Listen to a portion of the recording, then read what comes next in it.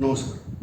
आपण याच्या आधीच्या व्याख्यानामध्ये वासुदेव बळवंत फडके यांनी केलेलं उठाव किंवा एक सशस्त्र क्रांतिकार्याचा एक मोठा भाग हा आपण बघितला. आता ह्याचा परिणाम काय झाला आपण याच्या आधी बघितलं होतं. त्याच्याप्रमाणे सगळ्यात पहिलं राष्ट्रीय सभा म्हणजे इंडियन नॅशनल काँग्रेस ही स्थापन झाली. याचं जे काही खरं तर त्याला आपण म्हणतो यजमानपद हे सार्वजनिक सभेकडं होतं. याची सुरुवात पुण्यातून झाली. पण झालं काय की त्यावेळेला नेमकी प्लेगची साथ पुण्यात आली होती आणि त्याच्यामुळं ही प्लेगची साथ आल्यामुळं त्या राष्ट्रीय सभेच्या स्थापनेचं स्थान बदलण्यात आलं आणि मुंबईमध्ये ही राष्ट्रीय सभा स्थापन झाली. सेठ तेजपाल संस्कृत पाठशाळा या ठिकाणी 1885 डिसेंबर महिन्यामध्ये ही काँग्रेसची म्हणजे इंडियन नॅशनल काँग्रेस म्हणतात त्या राष्ट्रीय सभेची स्थापना झाली.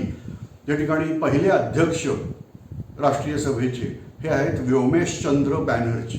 काही पुस्तकामध्ये हे नाव उमेशचंद्र बॅनर्जी असं दिसतं, पण बऱ्याच पुस्तकात हे नाव व्योमेशचंद्र बॅनर्जी हे असं दिसतं. आता गंमत बघा कशी येते की स्थापन कोणी केली, स्थापनेमध्ये हात कोणाचा आहे तर ICS ऑफिसर त्याचं नाव आहे ॲलन ह्यूम.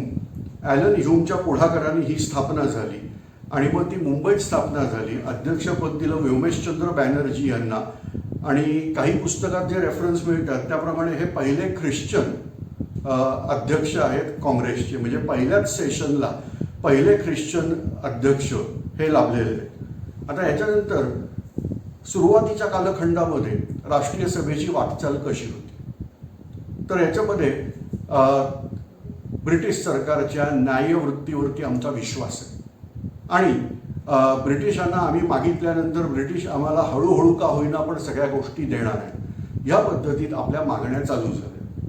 आता समोरच्याच्या मागण्या ऐकायच्या असतात आणि त्याच्यानंतर त्या मान्य करायच्या नसल्या तर एक चांगला शब्द आहे तुमच्या मागण्या विचार करण्यासारख्या. म्हणजे प्रश्न निकाली निघाला की मी मान्य केल्या काय आणि नाही केल्या काय. पण बोलताना असं बोलायचं असतं की आपल्या मागण्या खूप विचार करण्यासारख्या आहेत, आमचं शासन त्याच्यावर नक्की विचार करेल. कारण मुळात राष्ट्रीय सभेची स्थापनाच त्यासाठी झाली होती की आपल्याला भारतीयांना बडबड करू द्यायची आहे. एकदा माणूस बडबड करायला लागला, बोलायला लागला की त्याचा राग सगळा शांत होतो आणि मग सरकारविरुद्ध मोठे उठाव वगैरे काही होणार नाही.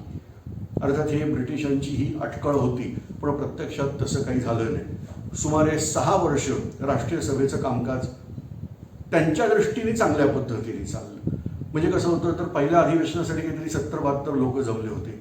दुसऱ्या अधिवेशनासाठी ही संख्या एकदम 400च्या वर येऊन पोहोचली होती. दोन्ही अधिवेशनांची वैशिष्ट्य अशी आहेत की अधिवेशन झालं की ब्रिटिशांनी मेजवानी म्हणजे पार्टी वगैरे दिली होती. डेलिगेट्स जे सगळे सभासद जमले त्यांना ब्रिटिश शासनाने खास पार्टी दिली होती. पण नंतर लक्षात आलं की लोकांना वाटायला लागला काँग्रेस हा ब्रिटिश शासनाचाच एक भाग आहे आणि मग अशा वेळेला आम्ही ते नाही हे बोलण्याची चढाओढ ब्रिटिशांमध्ये सुरू झाली. कुणीतरी वर्णन करून टाकलं काँग्रेस म्हणजे काय तर मायक्रोस्कोपिक मायनॉरिटीला रिप्रेझेंट करणारी संस्था. म्हणजे काय म्हणता येईल त्याला अतिसूक्ष्मात सूक्ष्म अल्पसंख्याकांचंच फक्त त्याच्यात चालतं. हे अतिसूक्ष्मात सूक्ष्म अल्पसंख्याक याला ब्रिटिशांचा अनऑफिशियल शब्द आहे पुणा ब्राह्मिन्स. तर यांच्या माध्यमातून हे सगळं चालतं. हे असे काहीतरी प्रकार त्यांनी सुरू केले. मग राष्ट्रीय सभेचं काम करायचं तर डिपॉझिट जमा करा. राष्ट्रीय सभेचं काम करायचं तर तुमच्यावरती काही बंधनं येतील. जसं शासकीय सेवेत जे आहेत ते राष्ट्रीय सभेच्या कामात येणार नाहीत. आता मूळ याच्यामध्ये सगळ्यात महत्त्वाची व्यक्ती होती जस्टिस म्हणजे न्यायमूर्ती महादेव गोविंद रानडे. परंतु न्यायमूर्ती रानडेंसारखा माणूस जो न्यायमूर्ती म्हणजे शासकीय सेवेत आहे मग तो काँग्रेसचं काम करू शकत नाही. ही ह्या पद्धतीची बंधनं घालायला सुरुवात केली. त्याचा परिणाम असा होणार होता की हळूहळू काँग्रेसचं सभासदत्व वाढत जाणार होतं. कारण सरकारने बंदी घातली. लोकांना इंटरेस्ट कशात असतो सांगतो. एखादी गोष्ट बंद करा म्हटलं की त्याचा परिणाम बरोबर उलटा होतो. तुम्ही बघितलं असेल कित्येकदा चित्रपट हिट करण्यासाठी सुद्धा असेच काहीतरी प्रकार करतात की चित्रपटावर कोणीतरी सांगतं आमची बंदी आणि मग तो चित्रपट हिट होतो किंवा निदान लोकांच्या चर्चेत तर येतो. म्हणजे काही जण म्हणतात बदनामी में भी नाम है. तर तसा प्रकार या ठिकाणी दिसेल आणि मग राष्ट्रीय सभा हळूहळू चांगलीच फोफावायला लागली. आता ब्रिटिशांनी दुसरा आघात केला तो म्हणजे 1891 साली राष्ट्रीय सभा सुरू होऊन 6 वर्ष झाली होती. ॲलन ह्यूम आता म्हणाला तुमच्या मागण्या काय आहेत हे आम्हाला कळलेलं, मी त्यात सरकार दरबारी पोहोचवलंय, सरकार आता याच्यावर योग्य तो विचार करेल, राष्ट्रीय सभेला काही कामकाज करायची आवश्यकता नाही, जे करायचे ते मी लंडनमध्ये बसून करेन, मी आता माझ्या देशात जातो, बाय बाय. आता भारतीयांना खरी गोष्ट लक्षात आली की ॲलन ह्यूम शिवाय काँग्रेस चालवणं कठीण आहे. कारण ॲलन ह्यूम, आपल्या भारतीयांचं एक वैशिष्ट्य असतं, बाहेरच्या माणसाने काहीही बोललं तरी आपल्याला ते चालतं, पण आपल्या माणसांचं ऐकायची आपली तयारी नसते. इथं ॲलन ह्यूम साहेब बसलेला आहे म्हटल्यावर आपले सगळे लोक त्याच्यासमोर नम्र नतमस्तक होऊन काम करत होते. पण ह्यूम जाणार म्हटल्यावर काँग्रेसचं काय? आणि मग हे दुसरं आव्हान पण तत्कालीन काँग्रेसच्या लोकांनी स्वीकारलं आणि स्वतःच्या हिमतीवर काँग्रेसची अधिवेशनं घडवायला सुरुवात केली. हा सगळा कालखंड हा मवाळ कालखंड आहे. इंग्लिशमध्ये याला मॉडरेट म्हणतात, की सरकारकडे अर्ज विनंत्या करायच्या आणि त्याप्रमाणे सरकार कधी आपल्याला आपण दिलेल्या मागण्या आहेत त्या पूर्ण करतं याची वाट बघत बसायचं. पण त्याच वेळेला ब्रिटिशांनी बघितलं की आता सेफ्टी वॉल तयार झालेला आहे, वाफ दवडायची सोय झालेली आहे, आणि अशा वेळेला ब्रिटिशांनी त्यांचे अत्याचार परत नियमाने चालू केले. साधारणतः अत्याचाराचं स्वरूप सांगतो काय आहे, दुष्काळ पडला. दुष्काळ कधीही पडतो, तुम्हाला कल्पना असेल तर तो काय एल निनो वगैरे काहीतरी म्हणतात, तिकडं काही झालं पॅसिफिक महासागरात की इकडं पावसावरती परिणाम झाला. आता हे आता सापडलेलं आहे, गेल्या 30-40 वर्षात ही विद्या प्राप्त झाली, पण त्याच्या आधी काय, दुष्काळ पडला, आपल्याकडे म्हणून शब्दप्रयोग आहेत. तुम्ही महाराष्ट्र गीत जर नीट ऐकलं असेल, आसमानीच्या सुलतानीला वगैरे असे काहीतरी शब्दप्रयोग दिसतात, 2-3 गोष्टी एकाच वाक्यामध्ये त्यांनी घेतलेल्या आहेत त्याच्यात. तर हे जे काही प्रकार आहेत की अतिवर्षा किंवा अजिबातच पाऊस न पडणं, ह्या कॉमन गोष्टी आहेत. आणि अशा वेळेला ब्रिटिश नित्यनेमाने एक काम करायचे ते म्हणजे शेतसारा वाढवायचे. आणि मग शेवटी लोक चिडले की तो शेतसारा परत रुटीन रेग्युलर करायचा. बघा, छत्रपती शिवाजी महाराजांच्या राज्यात हा प्रकार नव्हता. त्यांच्या राज्याचं वैशिष्ट्य आहे, दुष्काळ जर घोषित केला, सरकारने घोषित केला पाहिजे, तर ज्या ज्या भागात दुष्काळ घोषित केला असेल तिथला शेतसारा माफ केला जायचा. आणि फक्त एवढंच नाही, तर जो माफ केलेला शेतसारा आहे त्या व्यतिरिक्त जर शेतकऱ्याला काही गरज लागली तर अशा वेळेला सरकारातून शेतकऱ्यांना धान्य द्यायची सोय होती. भीक म्हणून नाही, अनुदान म्हणून नाही, तर सहकार्य म्हणून. पुढच्या वर्षी जेव्हा चांगला पाऊस पडेल आणि तुमच्या शेतात परत पीक येईल त्यावेळेला जे धान्य तुम्ही घेतलेलं आहे ते सरकारात परत जमा करायचं आणि शिवाय कर पण भरायचा, अशी ही तरतूद आहे. तर या रीतीने प्रत्येकाला वाटायचं हे राज्य आपलं आहे. आता ब्रिटिशांचं राज्य मुळात कोणाला आपलं वाटतच नव्हतं, काही ठराविक फितूर मंडळी आपल्याकडची सोडली तर. पण ब्रिटिशांचं हे महत्त्वाचं वैशिष्ट्य होतं की ते फक्त आणि फक्त पैसा गोळा करायला भारतात होते. त्यांचा मेन हेतू होता आमचा धंदा प्रॉफिटमध्ये आला पाहिजे, आणि त्यामुळं ते शेतसारा माफ करणं तर सोडूनच द्या, पण जास्ती वसूल करायच्या मागे लागायचे. त्याचबरोबर काही रोगराई आली तरी त्यांचं भरपूर फावायचं. म्हणजे रोगराई आल्यानंतर पुण्यामध्ये रँड नावाचा कमिशनर होता, यांनी तिथं अतोनात अत्याचार केले. म्हणजे आता या प्रत्येक जाती धर्माच्या काही कल्पना असतात. जसं प्लेगची साथ आली होती, प्लेगचे रोगी शोधायला रँडचे सोल्जर्स हे बूट बीट घालून तसेच घरामध्ये शिरायचे. शक्यतो असं असतं की आपल्याकडे पादत्राणं घराबाहेर काढायची पद्धत आहे, पण हे बूट घालून जर देवाच्या खोलीत गेले शोधायला तर आम्हाला ते चालणार नाही. स्त्रियांची तपासणी करण्यासाठी स्त्री रुग्ण परिचारिकाच पाहिजेत, पण असं असताना हे पुरुषांकडे घेऊन सोडायचे. लोक अतोनात चिडले.